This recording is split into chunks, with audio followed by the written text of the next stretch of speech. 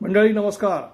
मंडळी 29 महानगरपालिकांचा रणसंग्राम जवळपास अंतिम टप्प्यात आलेला आहे. म्हणजे उद्या मतदान होणार आहे आणि हे मतदान कशा पद्धतीने होईल त्यावरून महाराष्ट्राच्या सध्याच्या राजकारणामध्ये ज्या दिशेला जी दिशा चाललेली आहे ती दिशा नेमकी तशीच आहे की त्याच्यामध्ये काही आणखी बदल होणार आहे हे स्पष्ट होणार आहे.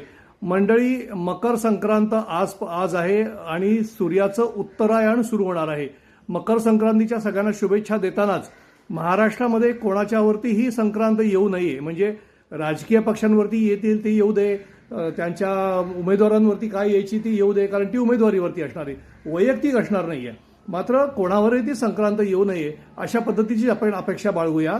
दुसऱ्या बाजूला ही गोष्ट लक्षात घेतली पाहिजे की ज्या वेळेला या निवडणुकांना आपण सामोरं जातो, म्हणजे आपण मतदार आहोत शेवटी, कारण आपल्याला मतदार म्हणून आपल्याला नेमकं कोणाला निवडायचं आहे हा अधिकार प्राप्त झालेला आहे. लोकशाहीमधला तो मोठा अधिकार आपल्याला प्राप्त झालेला आहे. हे होताना आपण काय काय मुद्दे लक्षात घेतले पाहिजेत, तर लक्षात एक गोष्ट घेतली पाहिजे. एकाच्याबरोबर आणखी पण गोष्टी काही आहेत, पण एक गोष्ट महत्वाची लक्षात घेतली पाहिजे की आता सत्तेतले जे महत्वाचे पक्ष आहेत तेच एकमेकांच्या विरोधामध्ये मोठ्या प्रमाणामध्ये लढत आहेत.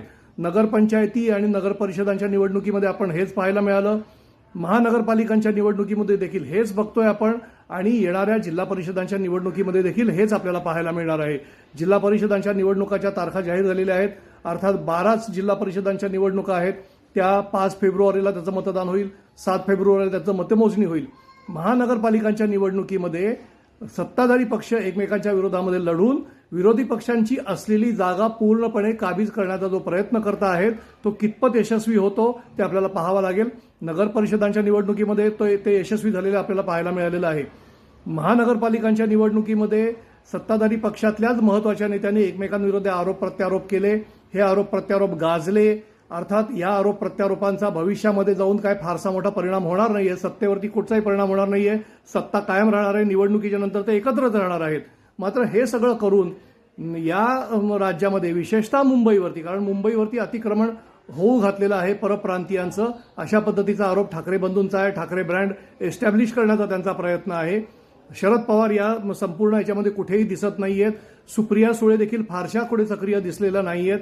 हर्षवर्धन सपकाळ काँग्रेसचे जे प्रदेशाध्यक्ष आहेत त्यांनी काही ठिकाणी सभा घेतलेल्या आहेत, त्यांनी काही जरूर प्रयत्न केलेला आहे. मात्र ठाकरे ब्रँड एस्टॅब्लिश करण्याकरता ठाकरे सर्वत्र फिरलेले राज्यभर काही दिसलेले नाहीत आपल्याला. अशा परिस्थितीमध्ये मुख्यमंत्र्यांचे लक्षणीय दौरे, त्याच्या खालोखाल एकनाथ शिंदेचे दौरे आणि त्याच्या खालोखाल अजित पवारांचे दौरे, त्यांनी केलेलं अपील हे कितपत यशस्वी ठरतंय ते पाहावं लागेल. आणि संक्रांत नेमकी कोणत्या